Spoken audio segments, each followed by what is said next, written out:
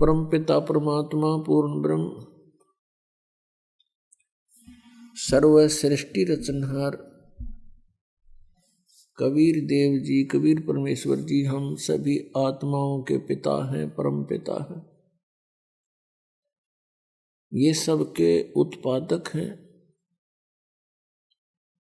यही हमारे हमदर्द हैं। हम प्राणियों को यहाँ दुखी देखकर वो परमात्मा वहां से सतलोक से चलकर आते हैं। काल भगवान जिसके लोक में हम रह रहे हैं, ये 21 ब्रह्मांड इस काल भगवान के हैं।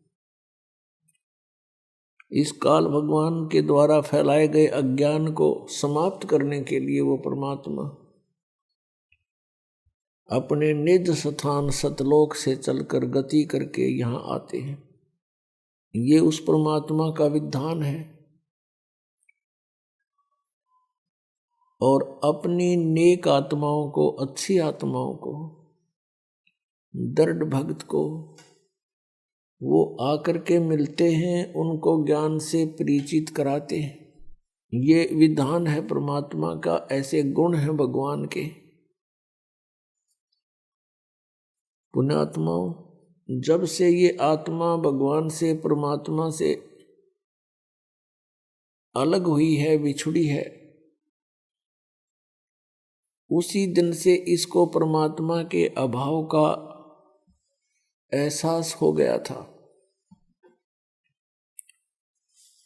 जो सुख इसको वह परमात्मा के चरणों में प्राप्त था, उसको यहां नहीं प्राप्त हुआ।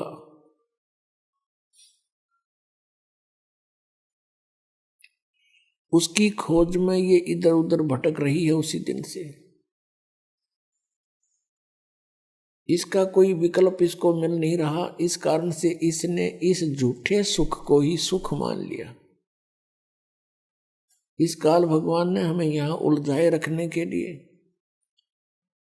हम एक दूसरे से जोड़ दिए। अपने ही रॉ मटेरियल से हम संतानोत्पत्ति करते हैं। उन्हीं को हम अपना मानकर उन्हीं में आसक्त रहते हैं। टाइम पास हो जाता है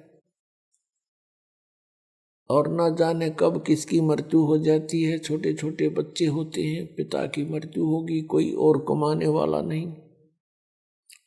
हाहाकार मचा हुआ है। जो लड़की उसके ब्याही थी, उसका अब कोई वारिस नहीं। छोटे छोटे बच्चे, उनको कौन पाले और पोसे। जब तक हम ठीक रहते हैं तो हम इसको सुख मान रहे हैं। जब तक हमारे ऊपर कोई आपत्ति नहीं आती तो हम इसको सुख मान रहे हैं। और जिसमें ये आपत्ति आती है, फिर हम डकरा डकरा के रोते हैं। कार कोठियों को हम सुख मानते हैं, अधिक संपत्ति को हम सुख मानते हैं।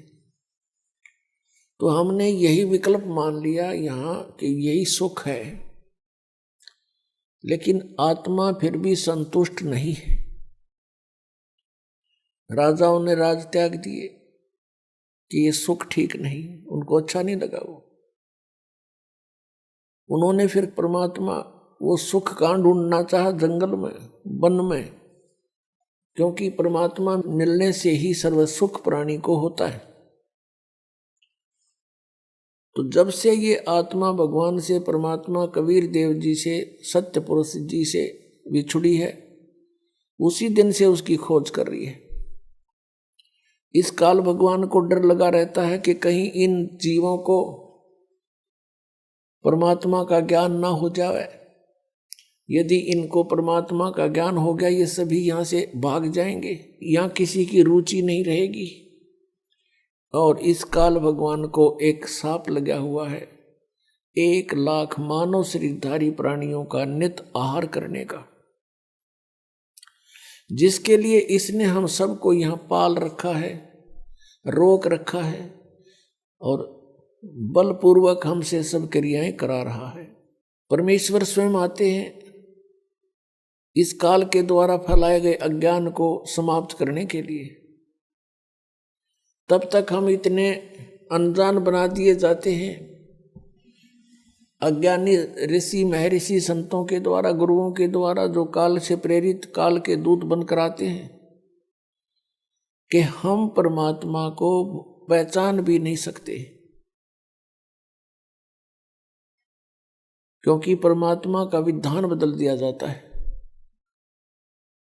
परमात्मा पाने की विधि को सारा उल्टा करा दिया जाता है, जिस कारण से परमात्मा से मिलने वाले लाभ प्राणी को नहीं मिलते और धीरे धीरे ये नास्तिकता की ओर अग्रसर हो जाता है। वो दयालु परमात्मा फिर दया बख्शते हैं, अपने सतलोक को त्याग कर यहाँ आते हैं।